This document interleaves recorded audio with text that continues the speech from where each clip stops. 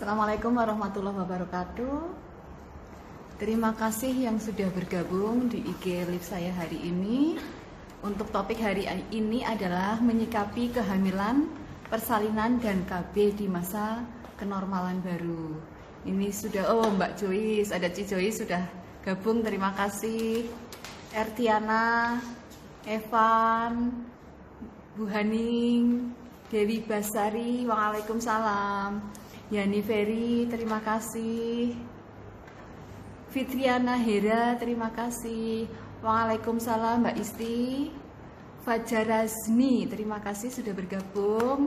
Halo Cece, tadi goes enggak? Waalaikumsalam Anifa.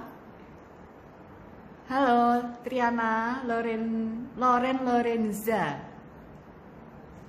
Makassar, terima kasih. Wantiah gendut, jangan gendut halo, sehat itu, Wantia sehat. Waalaikumsalam. Deka Dedi, halo, terima kasih ya selalu gabung dengan IG saya. Pagi juga. Hasanah, Mbak Haning, waalaikumsalam. Sugeng Enjang, Yosafat Tobing, terima kasih. Nungki, matur nuwun, waalaikumsalam. Fitriasih, Sukoharjo, terima kasih sudah hadir. Waalaikumsalam. Eliana Purhadi, pagi juga ya. Tentang kehamilan juga, KB juga nanti ya bisa ditanyakan ke Pak Dokter. Chandra Gambul, sehat juga ya. Banyumas, matur nuwun. Penyuluh KB Wangon, wah terima kasih ya. Waalaikumsalam. Haning Boyolali, Fioren Koni, Solo, terima kasih. Waalaikumsalam, Mas Dedi. Salam sehat ya, I'm Rizky. Todanan, terima kasih. Sehat juga ya, Fafa Ainu. Waalaikumsalam, Mas Ari. Mbak Woro, terima kasih. Waalaikumsalam. Kita sambil nunggu. Dari Jepara, terima kasih juga sudah hadir. Jakarta Selatan, matur nuwun Mas. Mbak Silvi, Silvi Queen, sehat ya Mbak.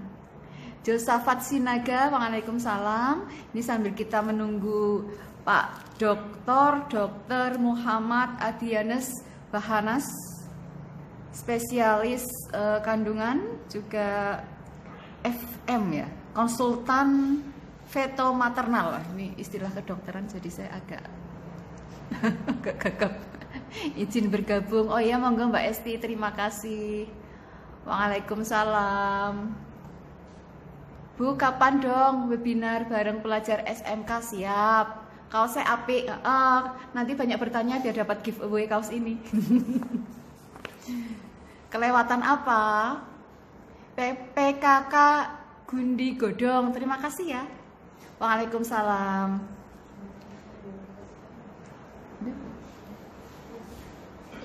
Mbak Ayu, halo juga. Ayu Agung Laksono hadir, terima kasih. Tadi nggak sepedaan, tadi lari dekat rumah saja, keliling-keliling rumah tetangga. Karena bapaknya sepedaannya ke Demak, sekalian kerja, jadi waktunya terlalu mepet. Selamat pagi juga ya. Mbak Siska, terima kasih. Assalamualaikum warahmatullahi wabarakatuh. Waalaikumsalam, Bu Atika. Dokter, iya dokter, terima kasih sekali nih. Di tengah kesibukan dokter mau menjadi narasumber berbagi ilmu di IG Live saya ini dok. Sehat ya dok? Sehat, alhamdulillah sehat. Ya, terima kasih dok. Sebelum kita mulai, saya ingin bacakan dulu CV dari Pak Dokter ini yang luar biasa. Kalau saya lihat kesibukannya ini pasti abrek-abrek ya dok. Ini beliau adalah Dr. Muhammad Adrianus Bahnas bener ya dok ya? Betul. Spesialis ya, spesialis ginekolog Iya ya, istilah kedokteran spesialis kandungan gitu aja lah ya dok. Daripada saya salah ngomong.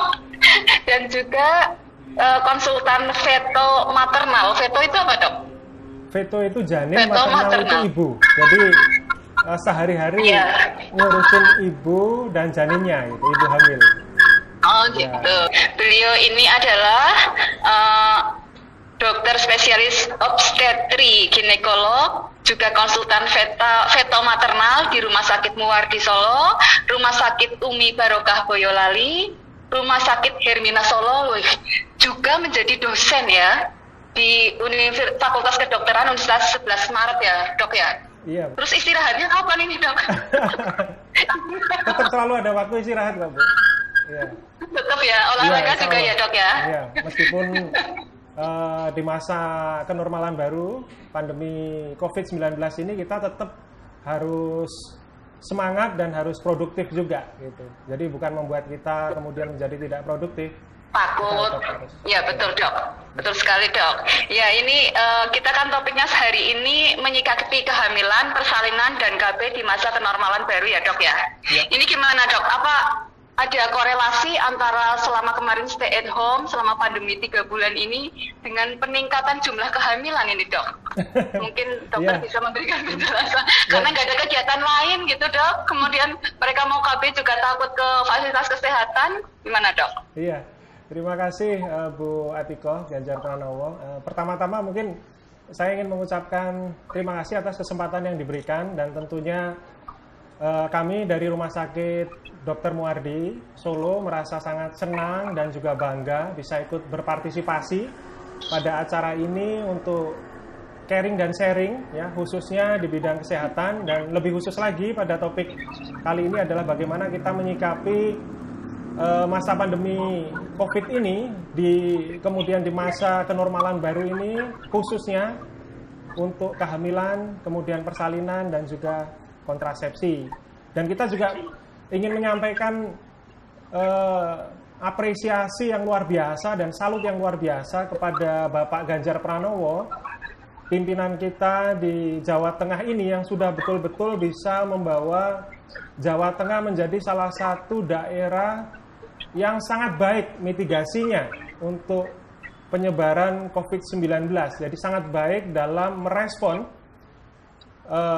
pandemi COVID-19 ini sehingga angka penyebarannya tergolong yang paling rendah di Indonesia. Dan apa yang sudah diprakarsai oleh Bapak Gubernur dengan Jogotongo dan lain sebagainya itu juga oleh masyarakat Jawa Tengah direspon sangat positif, dan terlihat meskipun di era pandemi COVID-19 ini angka penyebaran yang rendah itu masih bisa diantisipasi oleh rumah sakit. Adapun yang terpapar COVID-19, fasilitas kesehatan cukup memadai, tidak kewalahan, alhamdulillah hingga saat ini, sehingga bisa tertangani dengan baik, dan juga masyarakat dapat bekerja juga dengan cukup produktif, sehingga roda perekonomian di Jawa Tengah ini rasa-rasanya tetap berjalan dengan baik ya, dengan sangat baik.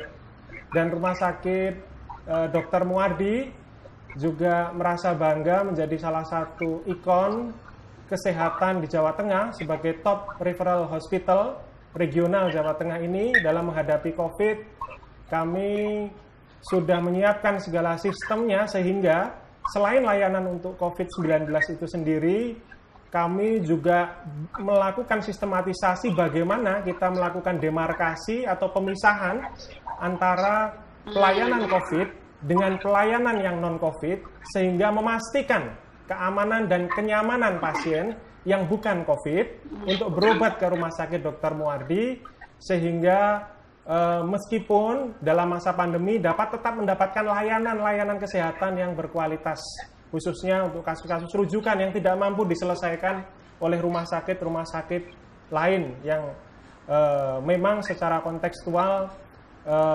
fasilitas maupun SDM-nya berada di bawah Rumah Sakit Dr. Muwardi. Demikian. Nah, ini kemudian terkait untuk pertanyaan dari Bu Atikoh tadi, masalah peningkatan kehamilan ya. Terus terang kalau saya pribadi melihat di tempat saya praktek ya, dan khususnya di Rumah Sakit Dr. Muwardi, kita kok rasa-rasanya belum melihat gejala itu di Jawa Tengah. Maksudnya khususnya di Kota Solo. Alhamdulillahnya seperti itu. Alhamdulillahnya seperti itu. Masalah data otentik sekian persen peningkatannya atau tidak signifikan peningkatannya, tentu mungkin Dinas Kesehatan memiliki data yang lebih akurat, tetapi kalau secara practically sehari-hari saya nggak melihat itu. Mungkin ini salah satu dampak keberhasilan dari edukasi selama antenatal care, selama pemeriksaan kehamilan, yang sudah mendorong untuk melakukan kontrasepsi keluarga berencana, sehingga ketika ibu hamil itu melahirkan sudah siap memilih apa kontrasepsi yang terbaik, apakah alat kontrasepsi dalam rahim IUD ataukah menggunakan susu ya atau implan bahasa medisnya, atau KB suntik, atau mungkin KB pil sesuai dengan keperluan masing-masing, sehingga antenatal care yang berkualitas yang cukup bisa dijalankan dengan baik di Jawa Tengah ini, tentunya dengan adanya goyangan-goyangan turbulensi disrupsi kesehatan oleh COVID-19 ini, implikasinya belum terasa sangat serius dampaknya. Alhamdulillah seperti itu sampai saat ini saya lihat gitu. Tapi kita juga harus tidak boleh lengah, artinya kita juga melihat hal ini sebagai suatu kewaspadaan yang harus diantisipasi dengan baik. Ya, untuk kontrasepsi BKKBN kemarin baru saja berulang tahun dan mengadakan gerakan yang menurut saya sangat baik ya dari kepala BKKBN yang sekarang, Dr. Hasto Wardoyo, SPOG Konsultan, melaksanakan program 1 juta KB ya kontrasepsi. Itu salah satu momentum yang jangan pada hari itu saja, tetapi momentum itu harus dijaga, diuri-uri kalau istilah Jawanya ya, untuk kelanjutannya ke depan, di mana memang target sebenarnya yang paling utama dari kontrasepsi itu adalah ibu hamil yang baru saja melahirkan, yang kemudian melahirkan. Jadi target akseptor yang paling utama 50% baik secara internasional maupun nasional itu bisa didorong pada saat pasca salin, itu yang paling utama. Kalau kita mau merengkuh pasien-pasien yang tidak pasca salin, mungkin prioritasnya menjadi berbeda ya. Kalau misalnya memang kebetulan sudah menikah belum punya keturunan, tentu kan juga tidak akan kontrasepsi. Atau sudah menikah punya keturunan, mungkin umurnya anaknya sudah 4 tahun atau 5 tahun, kan terasa ingin menambah lagi.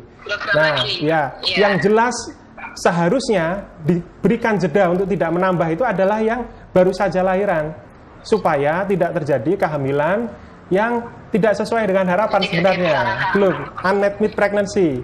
Nah, itu diberikan jeda minimal kalau bisa kurang dari 2 tahun dengan kontrasepsi itu, supaya tidak meningkatkan risiko untuk kehamilan selanjutnya juga. Dimana kalau kehamilan terjadi kurang dari 2 tahun setelah kehamilan sebelumnya, risikonya akan lebih tinggi untuk macam-macam, prematuritas, preeklamsia, kenaikan tekanan darah selama kehamilan, hambatan pertumbuhan janin, kemudian ketidakoptimalan ketika proses persalinan yang mengakibatkan persalinan menjadi terhambat sampai dengan mungkin harus operasi sesar, ataupun perdarahan, ataupun infeksi dan lain sebagainya. Jadi makna dari kontrasepsi itu sangat mulia. Nah, tinggal bagaimana kita tenaga kesehatan di lapangan, khususnya yang di garda terdepan itu adalah ibu-ibu bidan, kemudian dokter-dokter di layanan primer, bisa mendorong setelah pasca salin ini dilakukan kontrasepsi, apapun yang sesuai dengan harapan pasiennya. Tentu edukasinya tidak bisa singkat ya, juga cukup panjang. Dan bahkan ada lagi satu metode kontrasepsi yang sangat dianjurkan saat ini adalah KB pasca plasenta. Jadi begitu bayi lahir, ari-ari lahir, ya, pada saat kala 4 itu langsung dipasang alat kontrasepsi dalam rahim. Kalau dulu istilahnya spiral, atau mungkin juga punya nama lain aliasnya IUD. Nah, dengan seperti itu tentunya terjadinya kehamilan yang sebenarnya belum terlalu diinginkan atau unmet need pregnancy itu bisa dikurangi, dan kunci keberhasilan dari kontrasepsi itu ada di sana gitu. Jadi mungkin saya garis bawahi, ibu-ibu yang hamil sudah diedukasi untuk kontrasepsi, begitu bersalin maksimal 10 hari setelah melahirkan itu sudah memilih salah satu kontrasepsi. Jadi jangan dibiarkan sampai 2 bulan, 3 bulan setelah melahirkan. Demikian. Ya, Dok. Kalau ini Kak Dok, kalau ibu hamil kan termasuk yang imunitasnya agak menurun ya Dok ya, dan menjadi rentan ketika masa sekarang virus corona ini. Terus menyikapi kalau misalnya pada masa pandemi ini hamil, itu gimana Dok? Karena saya sendiri mungkin orang awam sendiri dengan pandemi yang sampai sekarang belum jelas ya kapan mau berakhir, ini kan ada kecemasan. Nah kalau ibu hamil agar mereka tidak cemas itu gimana dok? Iya, ini memang begini Bu Atiko. Sebenarnya untuk mengencourage ya, tetapi jangan sampai juga ini menjadi kurangnya kewaspadaan. Tetapi begini, data ilmiah menunjukkan bahwa ibu-ibu hamil yang terpapar COVID-19 itu ternyata outcome-nya atau luarannya itu artinya hasil akhirnya, baik yang terpapar itu ibunya maupun kejadiannya, itu lebih baik daripada populasi umum yang di luar kehamilan. Jadi artinya mungkin bahasa sederhananya adalah kehamilan sendiri itu memberikan efek proteksi terhadap infeksi COVID-19. Hati-hati ya, lebih hati-hati yang bersangkutan ya dok. Ya, tetapi tetap harus berhati-hati. Jadi yang disampaikan oleh pemerintah mungkin khususnya yang terus-menerus lewat gugus tugas COVID-19 itu bagaimana mengurangi risiko penularan dengan menjaga jarak, kemudian higienisitas yang baik, cuci tangan ya, kemudian menggunakan masker untuk semua. 3 hal itu utama saja sebenarnya sudah sangat bisa menurunkan risiko penularan gitu. Artinya gini, kalau ibu hamil ingin periksa kehamilannya tetapi khawatir nanti jangan-jangan kalau di rumah sakit nanti malah ketularan COVID, maunya periksa kehamilan, malah sebenarnya dengan menggunakan masker saja itu sudah bisa mengurangi 98,8% risiko penularan. Jadi kalau ada 2 orang menggunakan masker semua, risiko transmisinya hanya 1,2% data ilmiah. Artinya risiko 98,8% itu sudah dikurangi hanya dengan cara yang sederhana, yaitu menggunakan masker saja. Tetapi lagi-lagi kepatuhan, jadi itikat untuk menggunakan masker. Saya juga selalu sedia masker, jadi kemanapun pasti masker. Ini kebetulan tidak pakai masker ya karena di ruangan sendiri. Begitu saya mau melakukan pemeriksaan di tempat yang umum dengan kontak lain, saya pasti menggunakan masker. Masker itu sebenarnya bukan utamanya prevensi untuk mencegah tertular, tetapi mencegah supaya kita tidak menularkan. Jadi masker itu adalah respon peduli sosial.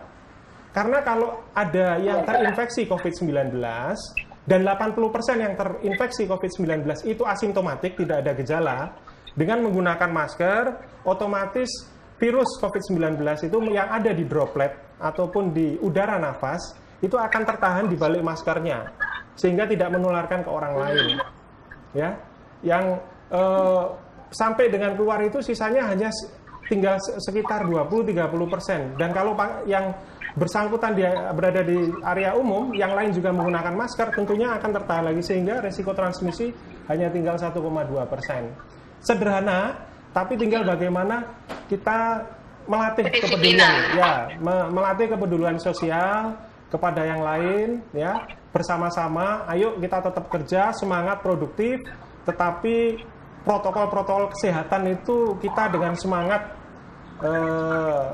untuk sesama supaya semuanya ini menjadi baik, kita jalankan bersama-sama. Jadi COVID-19 ini hanya bisa kita menangkan, hidup berdampingan dengan COVID-19 ini, dan kita menangkan kalau kita mau bersama-sama menjaga ini semua.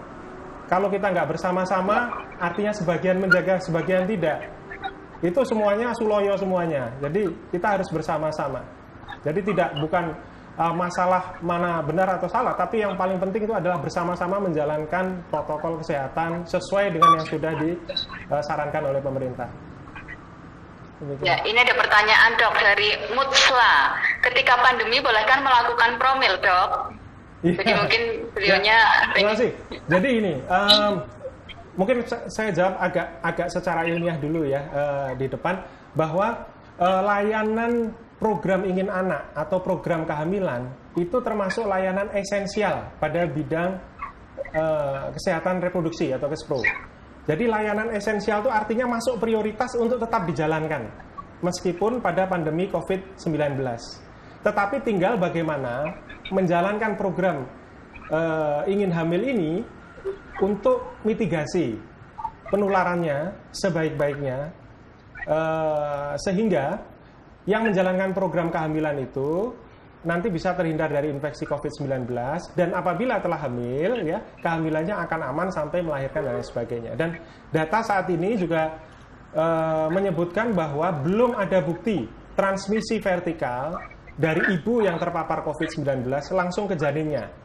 Jadi ada mekanisme proteksi selama kehamilan yang diproduksi oleh plasenta, progesteron namanya, ada progesteron induced blocking factor, itu yang menutup reseptor ikatan dari virus COVID-19.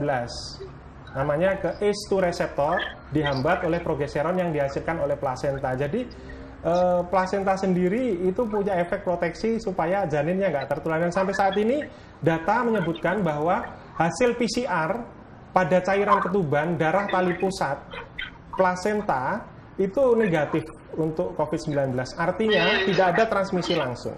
Tidak menularkan, betul. Ya. Nah, cuma sekarang saya harus garis bawahi bahwa program kehamilan itu apakah betul-betul sangat dibutuhkan. Sangat dibutuhkan. Jadi intinya begini. Mungkin untuk pengantin baru, Dok. Nah, kalau untuk pengantin baru sih saya rasa nggak masalah. Tapi kalau yang sudah misalnya punya putra 2 gitu punya ya, anak, iya. apalagi punya putra 3, 4 ya, kalau mau program sekarang mau ditunda-tunda dulu lah gitu. Ya kan, sampai betul-betul udah punya ini, ya, Dok, betul. Ya. Jadi kalau untuk ilmu kandungan sendiri itu ada skala prioritas untuk program kehamilan, namanya menggunakan skala Poseidon 1, 2, 3, dan 4. Nah, itu mungkin agak lebih teknis, tetapi dengan itu kita bisa menentukan mana yang memang harus diprioritaskan untuk segera di program hamil, mana yang sebaiknya temporizing dulu, ditunda dulu sampai masa yang tepat untuk melaksanakan program kehamilan tadi. Jadi tetap harus dipilih dan dipilah. Jadi bukan berarti terus tidak boleh masa pandemi COVID-19 ini hamil, tidak boleh. Tidak seperti itu gitu. Tapi juga bukan jangan wes sak karepe hamil wae masa pandemi COVID-19, tidak boleh.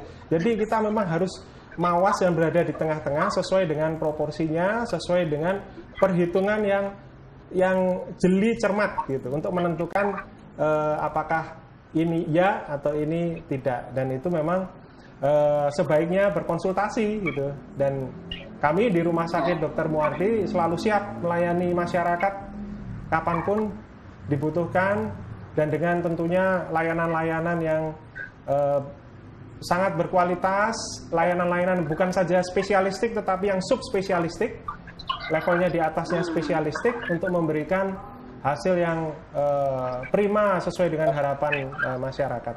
Gitu. Ini ada pertanyaan lagi, Dok, dari Mas Dim Wicaksono. Selamat pagi, Dok. Kalau misalnya mau nanya nih, ada yang mau melahirkan di saat posisi di suatu daerah yang daerah merah itu, Dok. Ya. Apa yang harus dipersiapkan? Apa yang harus dipersiapkan untuk melahirkan dia itu di posisinya di daerah merah? Ya, yang pertama bukan berarti terus kemudian harus keluar ke daerah yang zona hitam, zona malah kebalikannya. Zona hijau. Zona hijau. Zona hijau. Jadi prinsipnya setiap layanan kesehatan untuk melahirkan, baik di level primer maupun sekunder maupun tersier, itu sudah memiliki sistematisasi protokol kesehatan untuk memitigasi risiko penularan COVID-19. Bukan saja ke pasiennya, tetapi misalnya dari pasiennya ke tenaga kesehatan maupun ke pasien yang lain. Tentunya dengan penggunaan alat pelindung diri yang sesuai, kemudian penggunaan early warning system, jadi sistem deteksi dini untuk COVID-19, ada kriterianya yang kita sudah susun dan juga digunakan pada layanan-layanan kesehatan, sehingga kita bisa melakukan penjaluran penanganan yang berbeda untuk yang terduga, untuk yang bukan terduga, dan tidak tercampurkan antara satu dengan yang lain. Jadi tidak usah terlalu dikhawatirkan gitu. Untuk melahirkan, jangan malah terus justru malah lahiran di rumah nanti karena takut keluar rumah. Kalau melahirkan, tetap lahiran di fasilitas kesehatan, dan justru adalah tanggung jawab dari fasilitas kesehatan untuk memastikan yang datang ke layanan kesehatan itu akan tetap aman dan nyaman untuk mendapatkan layanan kesehatan, khususnya ini adalah persalinan, tanpa khawatir risikonya tertular. Misalnya seperti di Muardi, antara layanan kesehatan yang melahirkan dengan terduga COVID, dengan yang tidak terduga COVID, itu dipisahkan sama sekali. Tempat persalinannya berbeda, kamar bersalinnya, kamar operasinya berbeda, bangsalnya berbeda, kemudian alur pasien masuknya juga berbeda. Jadi ibaratnya satu lokasi tapi lain dunia. Jadi tidak usah khawatir sebenarnya. Datang saja, pastinya rumah sakit akan melakukan pertolongan dengan sebaik-baiknya dengan tetap menjaga patient safety tadi yang kami sampaikan tadi. Jadi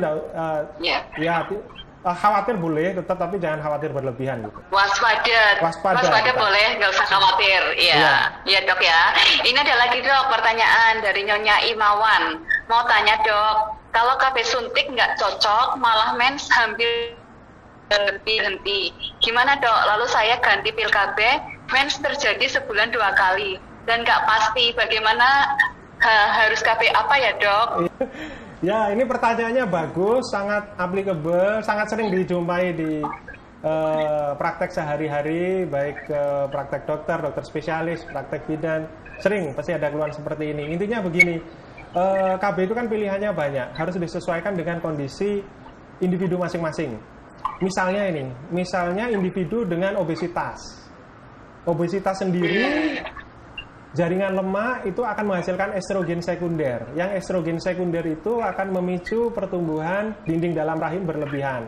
Kemudian diberikan obat hormonal. Yang mungkin Bu Atiko tahu sendiri juga berdasarkan informasi yang sudah sangat umum di masyarakat, kalau pakai KB suntik itu berat badan pasti akan naik. Karena memang kaitannya juga dengan itu. Proses lipogenesis. Hormonal. Sehingga jangan dikebiahui ya bahwa semuanya itu KB suntik gitu. Dipilih, disesuaikan. Kalau KB suntik memang tidak cocok untuk individunya, ya macam-macam. Apakah ada hipertensi juga? Kalau hipertensi ya nggak cocok untuk KB suntik. Ada masalah hormonal seperti yang dikeluhkan tadi, kok menstruasi kok sebulan 2 kali menstruasi. Nah ini ya KB hormonal mungkin agak kurang sesuai. Sehingga pilihannya tinggal bagi KB yang non hormonal, KB mekanik. Pemasangan alat kontrasepsi dalam rahim, spiral atau IUD, itu mungkin pilihannya, opsinya. Ya, tetapi tetap harus dilakukan pemeriksaan dulu gitu. Ada masalah-masalah lain atau tidak gitu. Jadi jawaban tadi mungkin jawaban yang sederhana, tetapi untuk detail pada yang memiliki keluhan tadi, dipastikan rahimnya apakah masih normal atau jangan-jangan ada miomnya atau jangan-jangan ada yang lain-lain, kan kita belum tahu pasti gitu. Tetapi intinya KB itu pilihannya banyak dan pastinya akan ada salah satu KB yang cocok gitu. Jadi jangan karena satu moda atau satu bentuk kontrasepsi tidak sesuai kemudian menyamaratakan semua kontrasepsi itu nggak bakal cocok. Kemudian tidak kontrasepsi sama sekali, ya itu kurang pas. Kurang tepat ya, Dok, ini ada pertanyaan lagi dok dari Deka Dedi. Dokter mau nanya, pada masa pandemi ini apakah pasien yang akan melahirkan baik normal maupun sesar harus dilakukan cek rapid test maksudnya ya dok? Ya, ini pertanyaannya juga cukup sensitif untuk dijawab ya. Jadi sebenarnya gini, sebenarnya intinya melakukan pemeriksaan rapid atau tidak itu salah satu fungsinya adalah untuk memitigasi penularan COVID-19 yang saya sampaikan tadi, mencegah penularan COVID-19, memastikan yang ini harus ditangani sebagai pasien yang terduga, karena rapid positif itu belum tentu COVID-19-nya positif. Rapid itu bukan hasil akhir, dia hanya hasil antara saja, di mana sensitivitas dan spesifisitasnya, maksudnya kemampuan deteksinya itu bukan 100%. Tetapi sebagai jalur antara untuk memilih dan memilah tadi, mana ini harus ditangani khusus ya, mana yang ditangani seperti biasanya. Jadi seperti yang normal, tidak ada dugaan terpapar COVID-19. Supaya apa? Supaya ini sama-sama aman, bukan untuk membeda-bedakan kemudian yang terduga COVID-19 ini tidak mendapatkan layanan yang baik, keliru.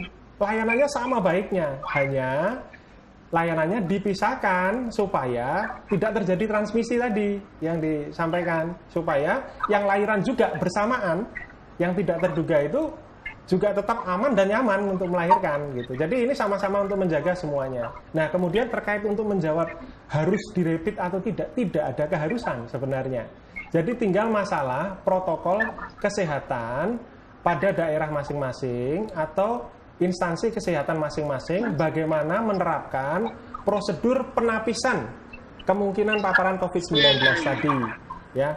Kalau seperti di Rumah Sakit Dr. Muardi nih, di Rumah Sakit Dr. Muardi kita tidak langsung rapid test. Kita menggunakan yang namanya early warning system. EWS itu menapiskan berdasarkan riwayat perjalanan ke zona merah atau ke zona hitam. Kemudian riwayat kontak langsung dengan penderita COVID-19. Kemudian keluhan-keluhan klinisnya, apakah ada demam, ada sesak napas, ada batuk. Kemudian faktor risiko COVID-19, apakah hipertensi, diabetes, usia di atas 45 tahun, dan lain sebagainya.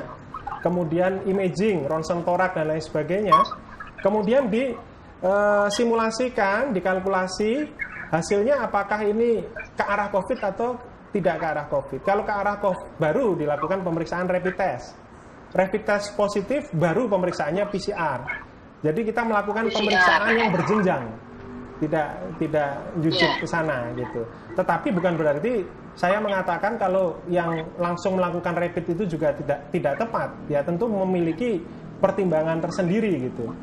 Apakah bisa atau tidak menerapkan early warning system dengan baik atau tidak sebelum menerapkan rapid test itu juga pertimbangan pada layanan kesehatan itu, fasilitas kesehatan itu untuk langsung misalnya melakukan rapid test. Tetapi pada intinya garis bawahnya adalah melakukan rapid test untuk setiap kehamilan, persalinan, kemudian sesar, itu bukan protokol yang wajib untuk dilakukan. Wajib. Ini ada pertanyaan lagi dok dari Septian Dwi Pamungkas. Dok, setelah proses melahirkan, biasanya kan imunitas tubuh dari si ibu menurun. Gimana nih caranya biar imunitasnya tidak turun drastis selama pandemi ini? Kan nggak boleh keluar-keluar gitu mungkin dok. Ya, jadi yang pertama itu harus peaceful mind. Jadi ada dogma juga di bidang kedokteran bahwa your mind is over your body. Jadi mulai dari pikiran yang sehat, yang tenang, tidak stres dan lain sebagainya, itu tubuh juga akan menjadi sehat. Termasuk dalam konteks kemampuan imunologis atau imunitas atau kekebalan tubuh. Jadi dengan pikiran yang tenang, yang tidak stres, itu akan terjadi mekanisme homeostasis imunologis, mekanisme alami kekebalan tubuh untuk memproduksi sel-sel kekebalan tubuh yang diharapkan bisa mampu menangkal segala macam penyakit. Tidak hanya COVID-19, penyakit yang lain itu masih banyak, ya. Ada flu, ada misalnya sakit apa yang sering itu ya, batuk pilek yang sederhana, diare, mungkin radang saluran cerna, macam-macam. Itu dengan imunitas yang baik, tentunya risikonya lebih minimal. Pertama itu. Kemudian yang kedua, ketiga, keempat itu gabungan satu paket. Makan yang bernutrisi. Nutrisi ini optimalkan protein dan juga serat. Fiber, telur, daging, ikan, sayur, dan buah. Itu yang kadang-kadang masyarakat mungkin masih belum, kurang komposisi nutrisi yang sesuai. Jadi telur, daging, ikan, sayur, dan buah. Gizi yang cukup. Yang kedua, cukup istirahat. Cukup istirahat. Ya, bekerja produktif boleh, tapi istirahat tetap harus dialokasikan waktu untuk istirahat. Ya. Kemudian yang ketiga, olahraga. Olahraga yang teratur itu salah satu kunci di mana mekanisme kekebalan tubuh T helper tipe 1, T helper tipe 2 yang akan menjalankan fungsi kekebalan dan imunoglobulin produksinya oleh sel beta, sel B, itu harus dibalancing ya dengan metabolisme sel yang baik. Metabolisme sel yang baik itu dilatih, tidak bisa pasif, dilatih. Bagaimana cara latihan yang dianjurkan? Sifatnya 4. Jadi yang pertama adalah aerobik, yang kedua adalah ritmis, kemudian yang ketiga adalah low impact, yang keempat adalah continue. Yang sering sulit continue-nya. Jadi kalau cuma olahraga sebulan sekali, gak iso sistem kekebalan tidak akan berfungsi dengan baik. Nah, Kontinunya ini gimana batasannya? Minimal 1 minggu itu 150 menit minimal. Terbagi dalam 3 dosis terbagi. Artinya 50 menit, 50 menit, 50 menit. Tapi yo harga konco lah 50 menit digenepi 1 jam. 1 jam, 1 jam, 1 jam. Tiap 2 hari sekali olahraga 1 jam. Yang sifatnya low impact, ritmis, aerobik tadi. Continue kan sudah tadi ya. Low impact itu nggak usah yang angkat barbel sampai puluhan kilo itu bukan ya. Yang low impact saja. Kemudian aerobik dan ritmis, jadi ada ritme tertentu, kemudian mengatur nafas, kardiorespirasi. Nah, contoh mudahnya jogging. Nah, ini kan paling murah meriah gitu, paling murah meriah jogging. Kemudian cycling, bersepeda, ya bersepeda itu yang penting goesnya, jadi bukan motret-motretnya. Bukan sepedanya. Bukan sepedanya. Saya mau bilang nggak enak ini kalau ya udah pada inden sepeda ini ya. Yang penting genjotnya ya, goesnya. Bukan sepedanya. Kemudian berenang ya. Tapi kalau masa sekarang pandemi berenang agak sulit ya. Senam mudah. Senam di rumah, di kamar sendiri, pakai YouTube ya, atau lihat IG gitu ya. Ya itu kan bisa menikmati sendiri, berolahraga sendiri ya di dalam rumah ya, yang aman, yang nyaman gitu. Jadi itu dijalankan, insya Allah ya dengan 4 poin tadi. Yang pertama, hindari stres psikologis, stres psikis itu dihindari. Kemudian nutrisi, istirahat yang cukup, dan olahraga. Olahraga. Penting sekali ya. Nggak usah khawatir. Makanya saya hobi olahraga, Dok. Ya. Habis melahirkan pun tetap harus olahraga. Ya. Ini ada pertanyaan lagi, Dok, dari Mbak Fitria Astriani.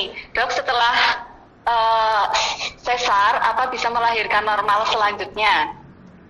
Ya, ini juga pertanyaan bagus sekali, tapi sebenarnya sangat teknis ya. Begini, setelah operasi sesar, bekas sesar itu tentunya sudah tidak ori lagi, sudah tidak ori, bekas jahitan di dalam, sehingga segmen bawah rahim, tempat irisan untuk melahirkan bayi, itu sebenarnya bisa kita lihat dan kita ukur, adakah defek atau tidak, adakah kerusakan atau kelainan yang cukup bermakna pada daerah segmen bawah rahim. Kemudian kita lihat ketebalannya, memenuhi kriteria atau tidak. Ya, kemudian ketika akan bersalin, ada kriteria yang disebut kriteria Flamen-Geiger untuk menilai persentase keberhasilan persalinan per vaginamnya. Berapa pembukaannya, berapa pendataran dari leher rahimnya, kemudian penurunan kepala, ya. Kemudian nanti di luar itu ada taksiran berat janin, kemudian usia dari ibunya. Itu sebenarnya ada scoringnya, Bu Atiko. Jadi kita scoring dulu, kemudian kita sampaikan ke pasien. Ini keberhasilannya 66% berdasarkan skor ini. Ibu masih mau lanjut atau memilih sesar lagi. Lagi-lagi ilmu kedokteran itu sebenarnya bukan ilmu kedokteran itu adalah memberikan informasi yang sejelasnya, yang benar. Kemudian pasien memilih, patient preference. Saya inginnya seperti apa gitu. Kita memberikan informasi yang terbaik, pasien inginnya seperti apa. Jadi ada memang yang misalnya sudah sulit untuk diupayakan lahir lewat jalan lahir lagi. Misalnya berat janinnya hampir 4 kilo, bekas sesar, ya. Risiko sobeknya di bekas sesarnya tinggi gitu.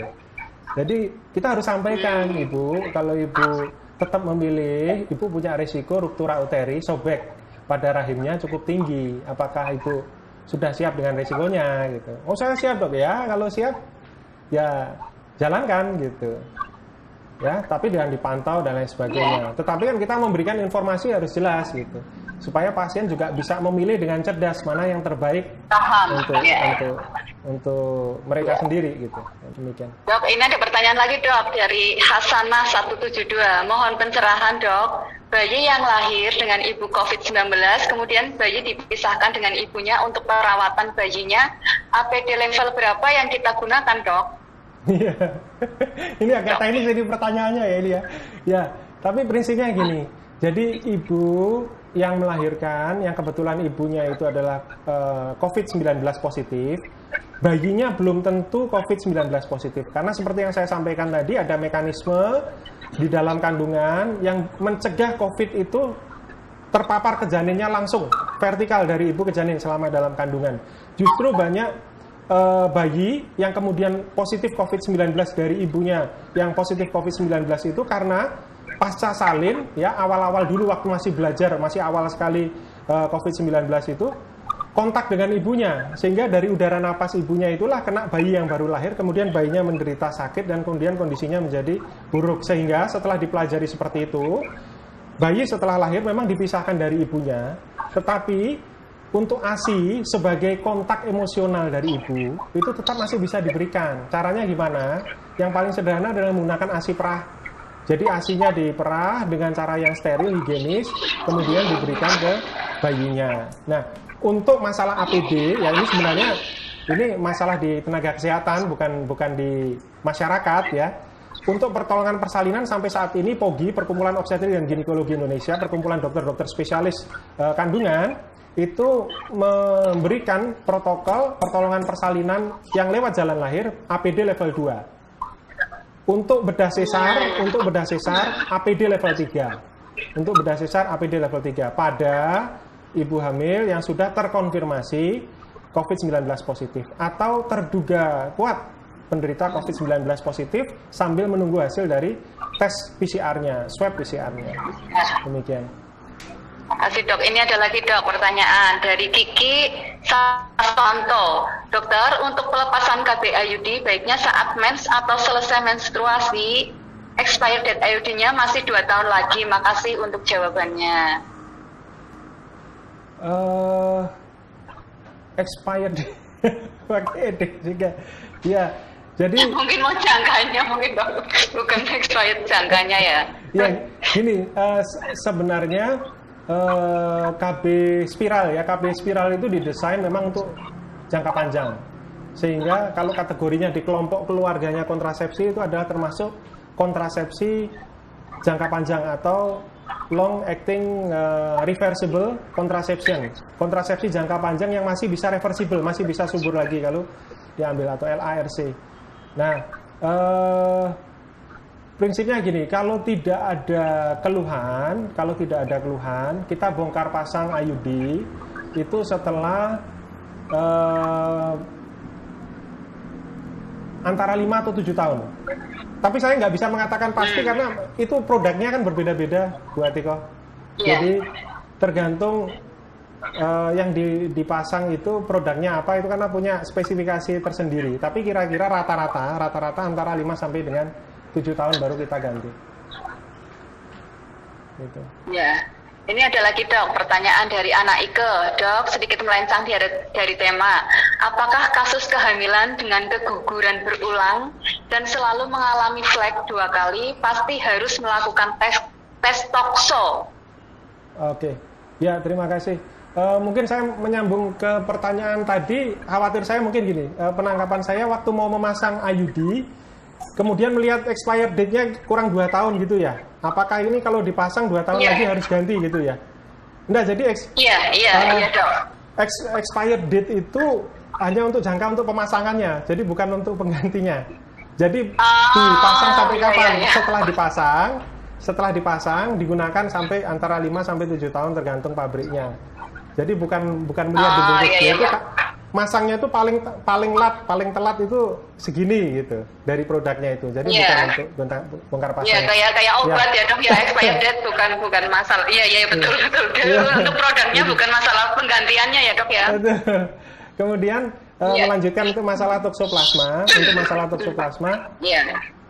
Kegagalan kehamilan berulang yang diakibatkan oleh infeksi toksoplasma, cytomegalovirus, herpes, atau yang lainnya yang disingkat dengan TORCH ya, TORCH atau obor ya, TORCH, itu sebenarnya hanya berkontribusi 2%. Sementara yang lain itu sih banyak. Maksudnya ini saya untuk menjawab ya. Sekitar 40% diakibatkan oleh kelainan kromosomal. Kelainan ketika proses pembuahan, sperma yang membuahi telur itu menjadikan produk kehamilan yang akan jadi bayi itu cacat kromosomnya atau cacat genetik. Sementara rahim sendiri memiliki mekanisme untuk mengenali kecacatan itu quality control lah istilahnya kalau di pabrik, kemudian merejeksi, oh ini jangan dilanjutkan kehamilannya, anaknya akan lahir cacat, kemudian merejeksi dalam bentuk keguguran. Itu mekanisme yang tersering, yang pertama. Yang kedua adalah kelainan imunologis. Kelainan imunologis itu seperti gini, ada orang yang kalau makan udang bentol-bentol, tapi lebih banyak orang tidak makan udang, lebih banyak orang yang makan udang tapi nggak bentol-bentol, kan lebih banyak. Reaksi alergi, sama kehamilan juga. Ada wanita yang sistem imunologisnya berlebihan menanggapi proses kehamilan sehingga membentuk defense mechanism yang merejeksi, menolak kehamilannya, sehingga terjadilah berulang. Nah, kelainan imunologis itu bisa dilihat juga dengan parameter-parameter imunologis dalam darah.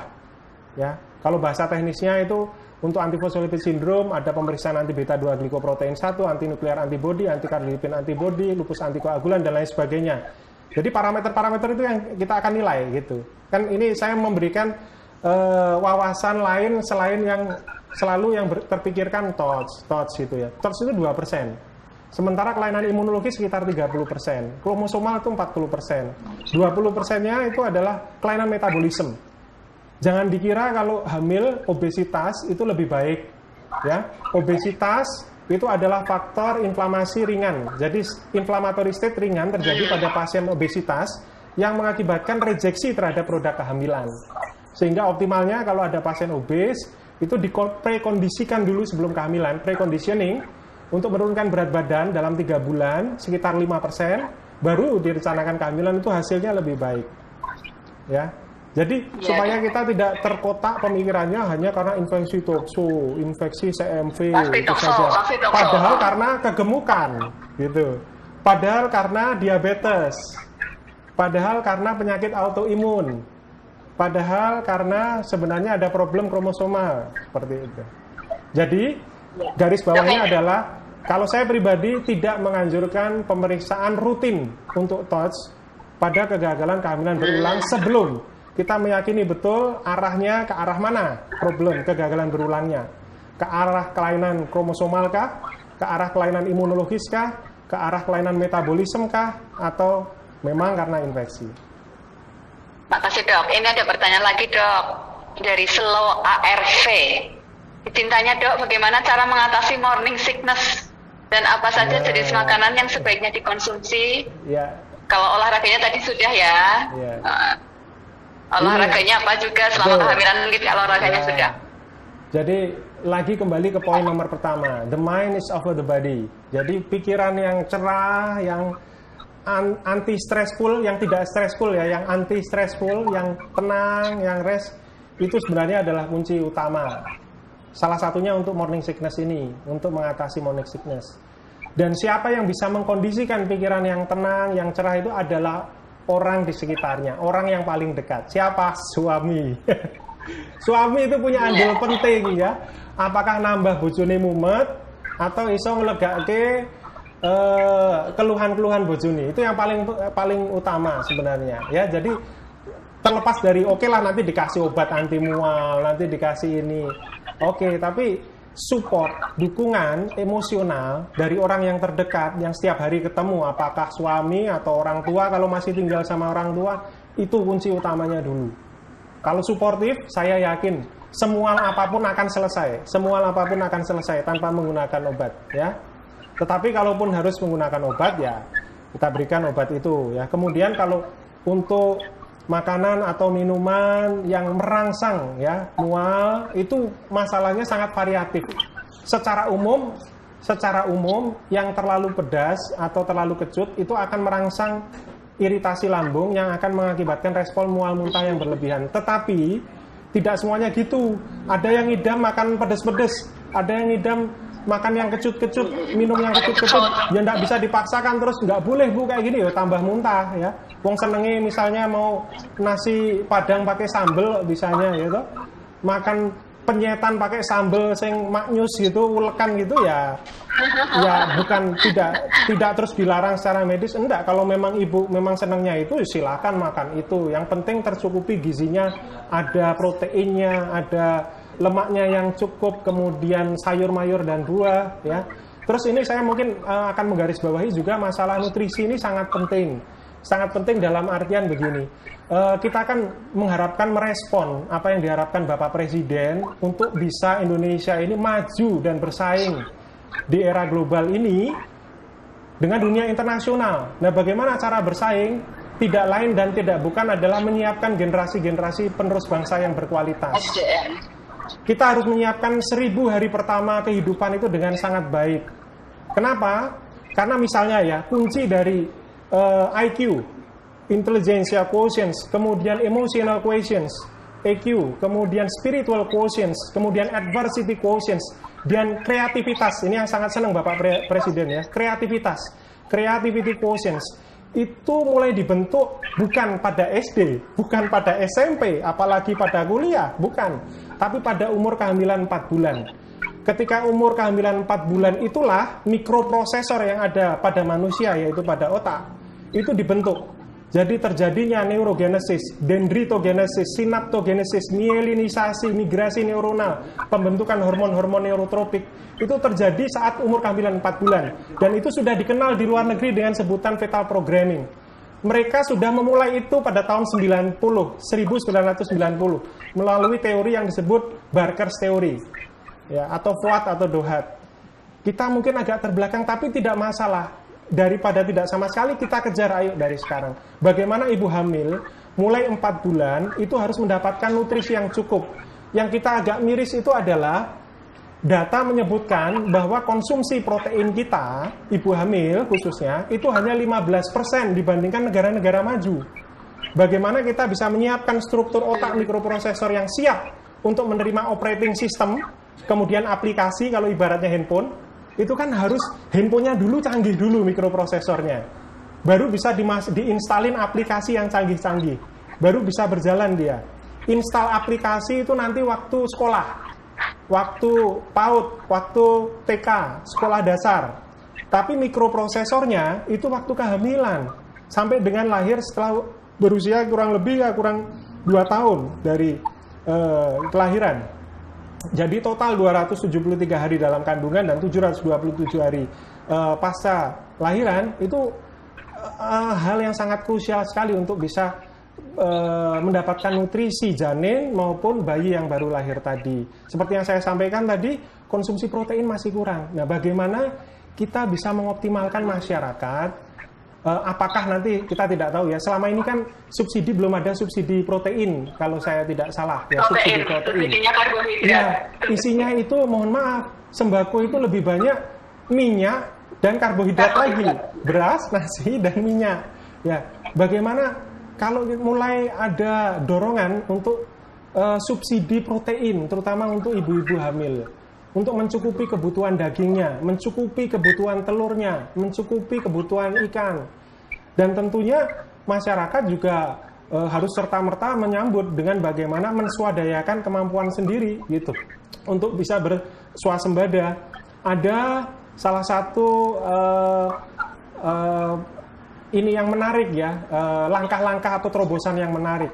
Misalnya anak sekolah dasar diberikan ayam yang kemudian diternakkan, nanti telurnya bisa dimakan, ayamnya sudah berkembang biak bisa dimakan. Jadi bukan untuk menjual ayamnya, tetapi memenuhi kebutuhan proteinnya untuk dirinya, sehingga dia bisa siap dan tangguh ya, nantinya mikroprosesornya baik, diinstal aplikasi baik dengan sistem pendidikan yang baik di Indonesia untuk bersaing, maju dan unggul, bersaing di dunia globalisasi nantinya dengan dunia internasional.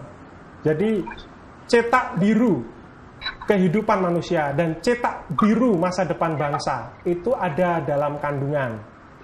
Blueprintnya kita tentukan sekarang, hasilnya kita tuai 10-20 tahun lagi, di mana Indonesia menjadi negara yang sangat disegani di Asia Tenggara, di Asia, bahkan di dunia.